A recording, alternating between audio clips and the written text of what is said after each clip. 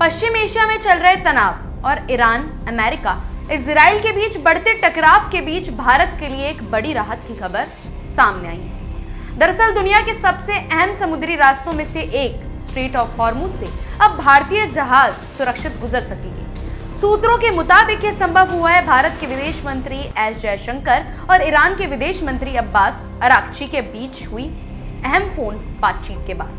आपको बता दें कि पिछले कुछ दिनों से मिडिल ईस्ट में हालात काफी तनावपूर्ण बने हुए और इसी वजह से ईरान ने समुद्री रास्ते से गुजरने वाले कई देशों के जहाजों पर कड़े प्रतिबंध लगा दिए थे, खासकर अमेरिका, यूरोप, इजराइल से जुड़े जहाजों को, और यहाँ मुश्किलों का सामना करना पड़ रहा था। ऐसे में भारत के लिए चिंता की बात ये थी कि उसकी ऊर्जा जरूरतों का बड़ा हिस्सा इसी रास्ते से आने वाले तेल और गैस पर निर्भर करता था। लेकिन इस बातचीत के बाद ईरान ने भारतीय झंडा लगे तेल टैंकरों को इस रास्ते से गुजरने की विशेष अनुमति दे दी। खबरों के अनुसार भारत के 2 टैंकर पुष्पक और परिमल इस रास्ते से सुरक्षित गुजर भी चुके हैं, जो भारत के लिए बड़ी राहत मानी जा रही है। दिलचस्प बात यह भी है कि एक लाइबेरिया झंडे वाला जहाज जिसका कैप्टन भारतीय था और जो सऊदी अरब का कच्चा तेल लेकर आ रहा था, वह भी कुछ दिन पहले इसी रास्ते से गुजरकर मुंबई पोर्ट तक पहुंच चुका है।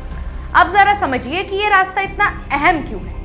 लगभग 55 किलोमीटर चौड़ा ये समुद्री चैनल ईरान और ओमान के बीच स्थित है और फारस की खाड़ी को अरब सागर से जोड़ता है। दुनिया का लगभग 1/3 तेल इसी रास्ते से होकर गुजरता है, यानी अगर यहाँ थोड़ी भी रुकावट आती है तो उसका असर पूरी दुनिया की अर्थव्यवस्था, तेल की कीमतों और सप्लाई चेन पर पड़ सकता है।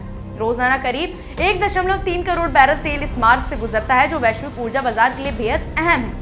यही कारण है कि जब इस रास्ते पर खतरा बढ़ता है तो पेट्रोल, डीजल की कीमतों से लेकर शेयर बाजार तक सब प्रभावित हो जाते हैं। ऐसे में भारत की कूटनीति यहाँ काफी अहम साबित हुई है। जानकारी के मुताबिक विदेश मंत्री एस जयशंकर ने सिर्फ ईरान से ही नहीं बल्कि अन्य बड़े देशों से भी बातचीत की है, जिनमें सर्जी लैवरोव और जीन नोएल बैरोट भी शामिल हैं।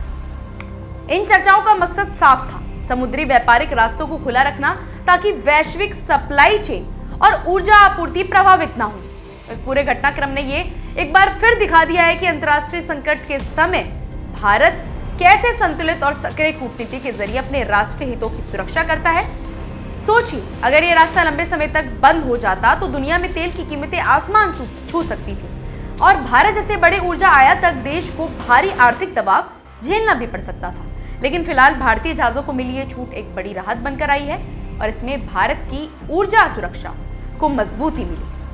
अब आगे ये देखना दिलचस्प होगा कि मिडिल ईस्ट का ये तनाव कब तक जारी रहता है और क्या आने वाले दिनों में इस महत्वपूर्ण समुद्री रास्ते पर पूरी तरह सामान्य आवाजाही फिर से शुरू होती भी है या नहीं।